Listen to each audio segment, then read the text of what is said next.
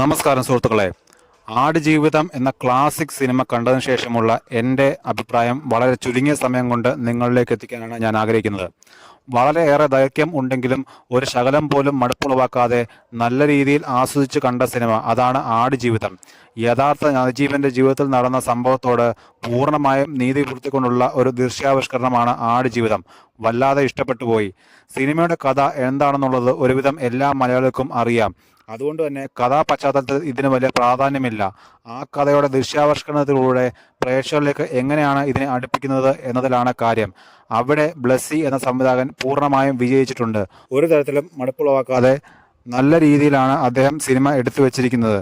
പൃഥ്വിരാജ് സുകുമാരന്റെ പ്രകടനത്തിന് എണീറ്റ് നിന്ന് കൈയടിക്കണം. ആ രീതിയിലുള്ള ഗംഭീരമായ മേക്ക് ഓവറും ഗംഭീരമായ പെർഫോമൻസും. പൃഥ്വിരാജ് എന്ന അഭിനേതാവിനെ മറന്ന് നജീബിനെയാണ് നമ്മൾ ആ സ്ക്രീനിൽ കാണുന്നത്. ഒരുപാട് സ്വപ്നങ്ങളും മനസ്സിലേന്തി ഗൾഫിലേക്ക് പറന്നിറങ്ങി അവസാനം ഒന്നുമില്ലായ്മയിലൂടെ തിരിച്ച് നാട്ടിലേക്ക് വരുന്ന ആ കഥാപാത്രത്തെ വളരെ ഗംഭീരമായി പൃഥ്വിരാജ് അവതരിപ്പിച്ചിട്ടുണ്ട്.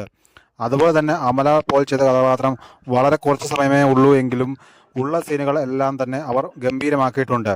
അതുപോലെ തന്നെ AR റഹ്മാൻ ചെയ്തിരിക്കുന്ന സംഗീതം വളരെ ക്ലാസി ആയിട്ടാണ് അദ്ദേഹം ചെയ്തിരിക്കുന്നത്. സിനിമയ്ക്കിടയിൽ ഒരിടത്ത് പോലും ബാക്ക്ഗ്രൗണ്ട് സ്കോർ മുഴച്ചു നിൽക്കുന്നതായിട്ട് തോന്നിയിട്ടില്ല. മൊത്തത്തിൽ മലയാളികൾക്ക് ഏറെ അഭിമാനിക്കാവുന്ന ഒരു ക്ലാസിക് സിനിമ.